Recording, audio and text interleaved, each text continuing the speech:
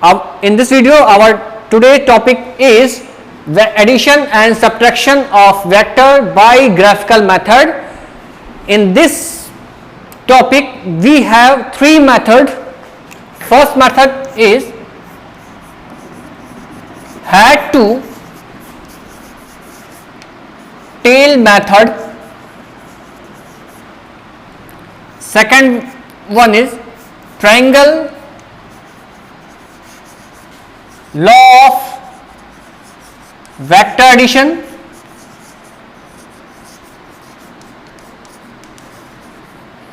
And third one is parallel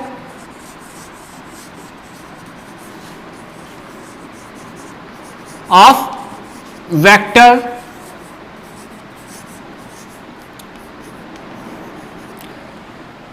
addition. In these three topics, these three methods are used to subtract or add any vector. First method is head to tail method. Second one is triangular law of vector addition, and third one is parallelogram law of vector addition. So first we take head to tail method. How this method works? See.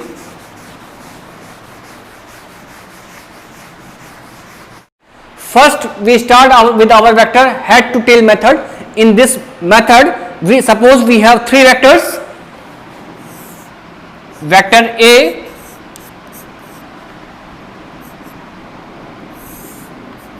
vector B and vector C. We want to add these vectors by graphical method. So first we draw a parallel line to A, suppose or with the same magnitude, this one.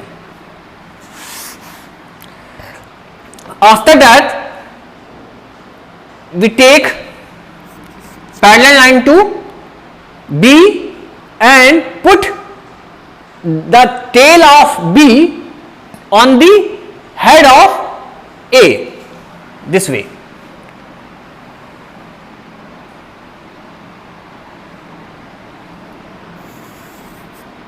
Always remember that when we are taking parallel vector, the length of this vector remain the same. This always the length of this vector represent the magnitude and the arrow represent the direction of this vector. This is our B vector. Now again take parallel vector to this one and join this.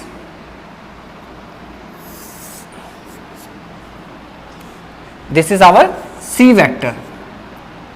Then the resultant is given by joining the tail of A to head of C. This will give you the resultant. This is resultant. R is equal to A plus B plus C. R is equal to A plus R is also a vector. तो vector एक बार फिर से देख लेते हैं कि हम इसमें क्या करेंगे कि इस A वेक्टर के पैरेलल एक वेक्टर लेंगे, उसका इसका जो मैग्नीट्यूड होगा या उसका लेंथ होगा वो सेम होगा इस वेक्टर के. फिर क्या करते हैं B वेक्टर के पैरेलल एक लेते हैं वेक्टर और उसको क्या करते हैं B वेक्टर का जो टेल होगा वो A वेक्टर के हेड से ज्वाइन कर देंगे. फिर C वेक्टर का पैरेलल A वेक्टर लेते हैं और वो B वेक्टर के जो हेड से C वेक्टर का टेल ज्वाइन कर देंगे. तो जो उसका रिजल्टेंट होगा वो कैसे मिलेगा, वो हमें मिलेगा R is given by joining the tail of A vector to the head of C vector. और आप इसको देख, अगर बाद में आप इसको कैलकुलेशन करते हैं तो आप ये पाएंगे कि A plus B plus C vector always equal to A plus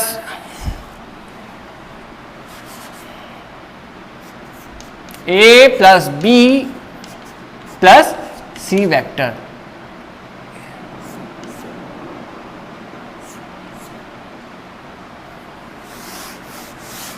आप इसको कैसे भी कर दें, या आप इसको आप ऐसे कर सकते हैं, A plus B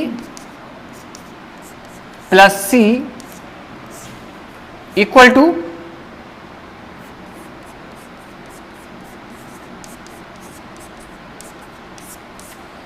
vector. The second one method is triangle law of vector addition. In this method, suppose we have two vectors, vector A and vector B. Now we want to add this vector using this method. Then we draw a parallel vector to A, parallel vector to A,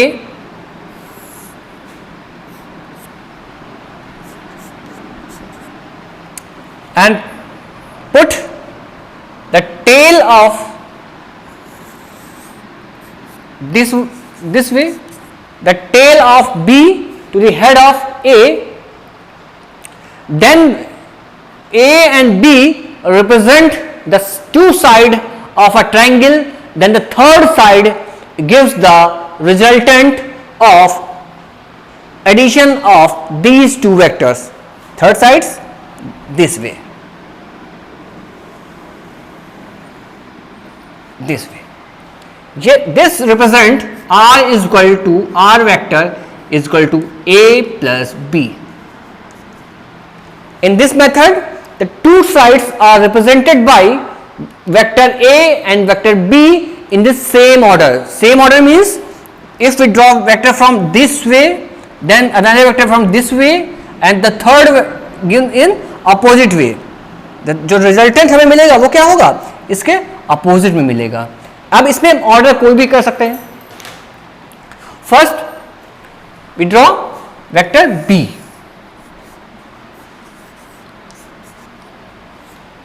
then we draw vector A parallel to A.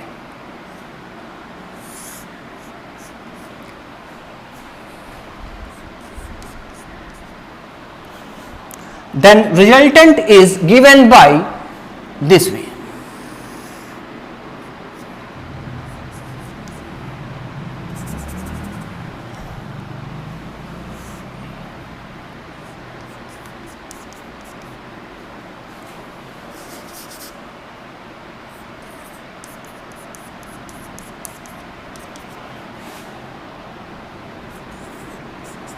We see that in the both the cases resultant remain the same as, remember, A plus B is equal to B plus A. Remember, that's all. Third method is our parallelogram law of vector addition. In this method we do, suppose we have two vectors this way, suppose vector A and another vector B, and we want to find the resultant of these two vectors. In case of parallelogram law of vector addition, we represent these two vectors as an adjacent side of the parallelogram. Suppose we draw vector B and vector A as OP and OQ as the side of this parallelogram, two adjacent side, this one and this one.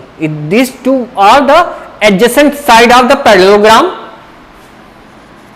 Then the diagonal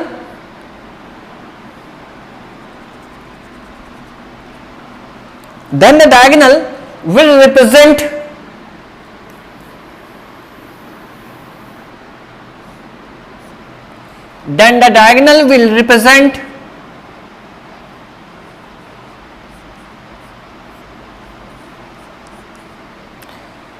the resultant of this vector. एक बार फिर से देख लीजिए, हमारे पास दो vector हैं, vector A और vector B.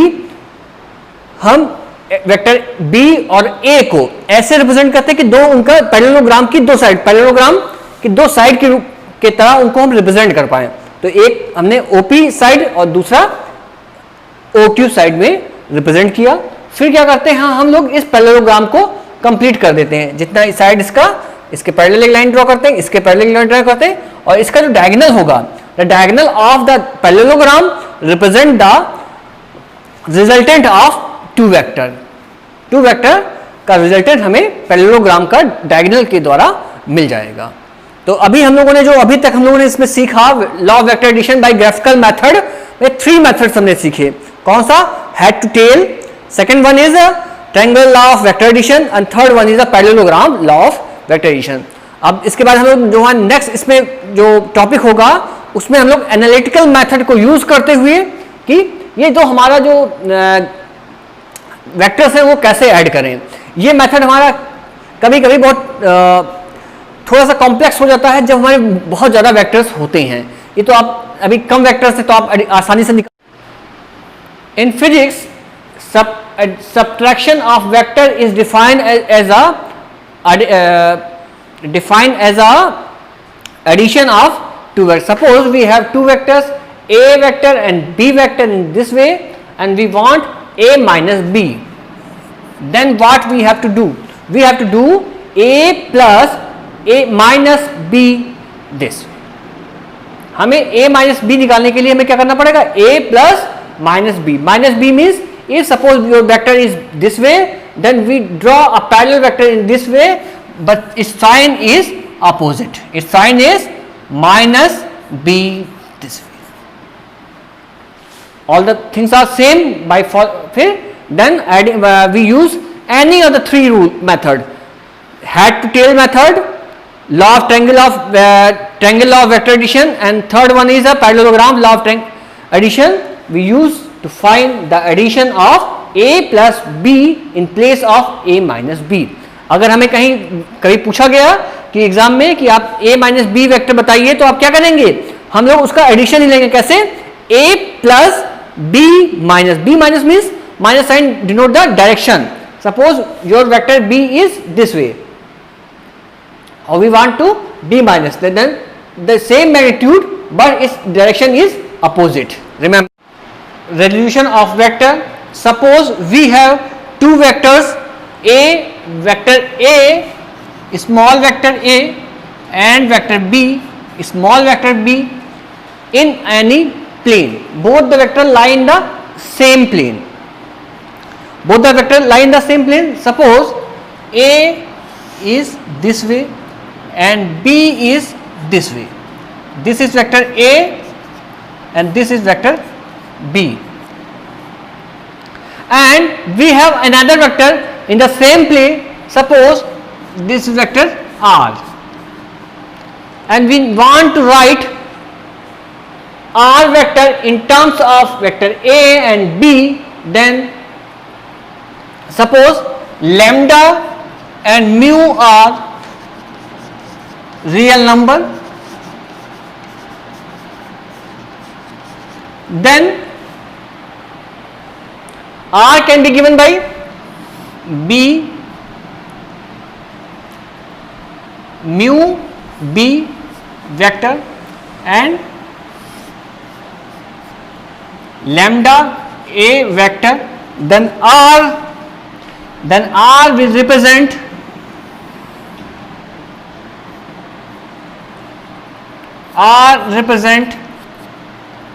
mu b plus lambda a, where lambda and mu are real number, तो and we और दूसरे तरीके से कह सकते हैं कि जो mu b and lambda a are the resolving component of the vector r. r के वो resolving component है कौन से? lambda mu b and lambda a. These are the component of this vector. This is all component of this vector. तो हम लोग इसको अभी तो इसमें देखते हैं फिर अभी जनरल मेथड है, लेकिन बाद में हम लोग इसको एक्स वाई एक्सिस में देखेंगे कि उसमें इसको जैसे अभी वेक्टर हमारा कोई है, ये वेक्टर मान लीजिए ये कोई वेक्टर है, ये एक्स एक्सिस, ये वाई एक्सिस और ये आपका एक्स एक्सिस है, और इसमें कोई वेक्टर हमें दिखाना है, तो ये वेक्टर हमारा ये वेक्टर है, इस वेक्टर को एक्सिस के अलोंग रिजॉल्व करना है। तो मान लीजिए कि ये वेक्टर है, तो इसको एक्सिस के रिजॉल्व करेंगे तो एक वेक्टर ये आ जाएगा, और इधर करेंगे तो एक वेक्टर ये आएगा। तो इधर वाले कंपोनेंट को क्या बोल देंगे, ए वाई, और इधर वाले वेक्टर को क्या बोल देंगे, ए एक्स। तो इसमें भी हम देखेंगे इसको वेक्टर को रिजॉल्व कैसे करते हैं। अगर आप देखें तो ये वेक्टर, ए वेक्टर को हमने ए वाई और ए एक्स कंपोनेंट में रिजॉल्व कर दिया है। तो रिजॉल्विंग भी कभी कभी हम लोग को बहुत सारे फोर्सेस होंगे, तो उनको रिजॉल्व करना होगा कि किसका, ये हम लोग इसलिए पढ़ रहे हैं इस प्रैक्टिस में क्योंकि आगे के चैप्टर्स में हमको एक फोर्स को रिजॉल्व करना पड़ेगा, बहुत सारे फोर्स, तो उनको रिजॉल्व करना भी हम लोग को आना चाहिए। इसमें इसका रिजल्टेंट हमारा कैसे निकलेगा। अब रिजल्टेंट के लिए हम लोग क्या कर देंगे, हम लोग रिजल्टेंट में ए, ये क्या आया है हम लोग का, A X is equal to A cos theta, A Y is equal to A sine theta. इन दोनों का स्क्वायर करके ऐड कर देंगे, क्या जाएगा, ए एक्स का स्क्वायर प्लस ए वाई का square is equal to A square cos square theta plus A square sine square theta. तो हमें मिलेगा क्या, हमें यहाँ पे ए स्क्वायर ब्रैकेट में cos square theta plus sine square theta,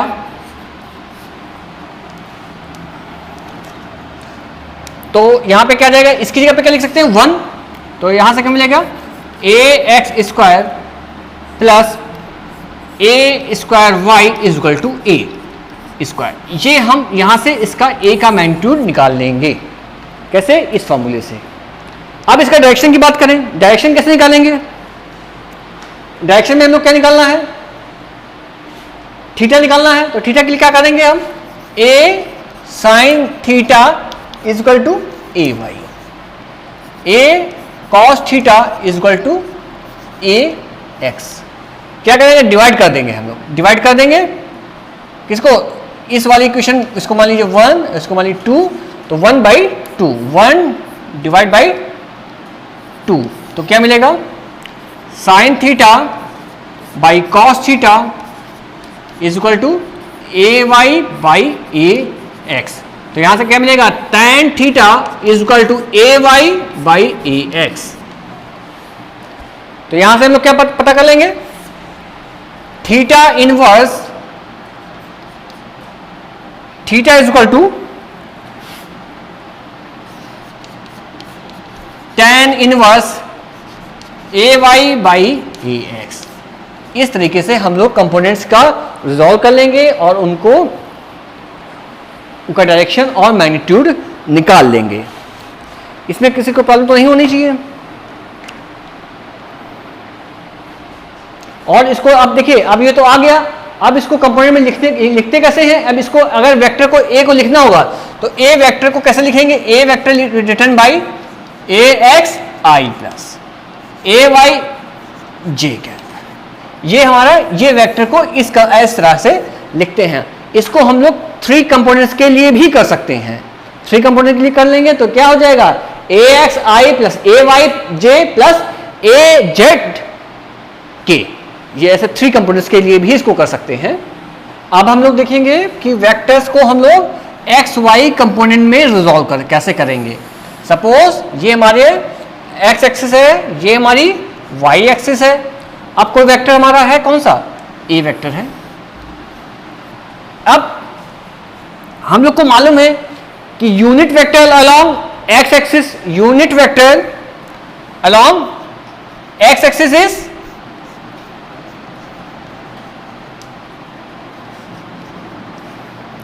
y axis is j and k is along z axis।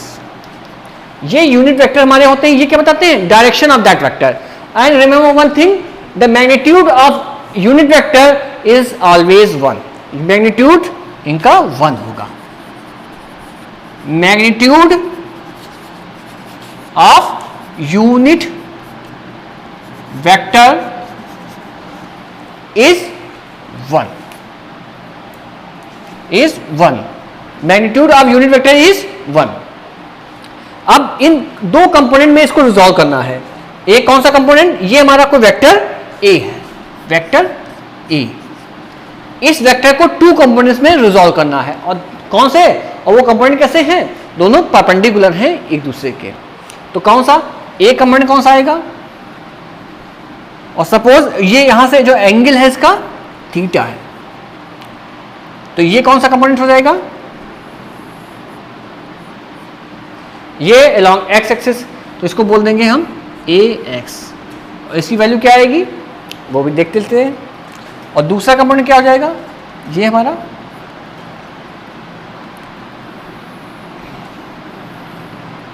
A Y, ये हमारे वेक्टर्स हैं, इनके कंपोनेंट आ गए। अब इसकी वैल्यू कैसे आएगी, आप देखिए फॉर्मूला आप ट्रिग्नोमेट्री लगाइए। ये मान लीजिए ओ, ये आपका पॉइंट P, ये पॉइंट Q और ये पॉइंट R। अब हम देखते हैं इसके लिए हमें ये बात OP निकालना है, तो OP के लिए क्या करेंगे हम लोग, कैसे निकालेंगे, OP के लिए क्या करेंगे हम लोग, कौन सा यूज करेंगे, tan यूज करेंगे। कैसे करेंगे, हमको लोग को ये वेक्टर गिवन है और ये मालूम है, तो हम लोग क्या लगाएंगे, cos theta. cos theta is equal to base upon hypotenuse. तो बेस अपॉन हाइपोटेन्यूज, बेस क्या है यहाँ पे, बेस हमारा OP बाई हाइपोटेन्यूज क्या है ये OQ। तो हमारा क्या जाएगा, OP is equal to, OP हमें निकालना है, OP हमें निकालना है, तो OP क्या जाएगा, AX। लेकिन यहां पे मैग्नीट्यूड की बात कर रहे हैं हम, तो यहां मैग्नीट्यूड की बात कर रहे हैं, तो यहां पे हम लोग क्या करेंगे, हम लोग यहां लिख देंगे OP। OQ क्या है, OQ क्या है, ए इसका मैग्नीट्यूड, वेक्टर इसका मैग्नीट्यूड, यानी ये मॉड A। तो इसको ऐसे भी लिख सकते हैं। तो यहां से क्या जाएगा, OP is equal to A cos theta. ये इसका वेक्टर भी ऐसे लिख सकते हैं, और ये आपको मालूम है कि हम लोग मैग्नीट्यूड ऑफ वेक्टर को ऐसे भी लिख सकते हैं, ऐसे, चाहे मॉड ऑफ दैट वेक्टर या फिर ऐसे लिख दें, तो ऐसे लिख देंगे। तो यहां में क्या मिलेगा हमें, A cos थीटा। तो यहां पे हम क्या लिख सकते हैं, A cos थीटा। अब इसका डायरेक्शन किधर है, टुवर्ड्स, डायरेक्शन किधर है, x की तरफ। तो इसको i से मल्टीप्लाई कर देंगे तो हमें वेक्टर मिल जाएगा। वैसे ax इसका क्या है, कंपोनेंट आ गया, ये इसका कंपोनेंट आ गया, तो हमारा ये। सिमिलरली ऐसे हम लोग क्या कर सकते हैं, सिमिलरली हम लोग इसके लिए ऐसे क्या निकाल लेंगे, RQ। तो RQ के लिए क्या है, ये RQ क्या हो जाएगा, RQ निकाल लें तो RO निकाल लें या PQ निकाल लें, तो हम लोग PQ निकाल लेते हैं। तो PQ कैसे निकाल लेंगे, sine theta is equal to PQ upon OQ। PQ की वैल्यू निकालनी है, इसका मालूम है, इसको क्या लिख देंगे, A, और ये साइन थीटा। तो PQ is equal to A sine theta. तो PQ is equal to A sine theta, तो ये हमारा क्या हो जाएगा, A साइन थीटा। तो दो कंपोनेंट हमारे निकल के आ गए, कौन कौन से, एक चीज देख लीजिए, कौन कौन से कंपोनेंट निकल के आ गए। एक तो कंपोनेंट हमारा ये निकल के आ गया, A cos थीटा, और दूसरा A sin theta. A sin theta और A cos थीटा हमारे दो कंपोनेंट निकल के आ गए। अब इससे हम लोग क्या निकालना है, हम लोग को इसका मैग्नीट्यूड बता देना है। और इसका मैग्नीट्यूड कैसे बताएंगे, ये राइट एंगल ट्रायंगल है, ये राइट एंगल ट्रायंगल है। अब इस हमें मैग्नीट्यूड इसका बताना है, A इक्वल टू क्या जाएगा, अगर हम इसका मैग्नीट्यूड बता देंगे और दो कंपोनेंट में रिजॉल्व कर लिया है, तो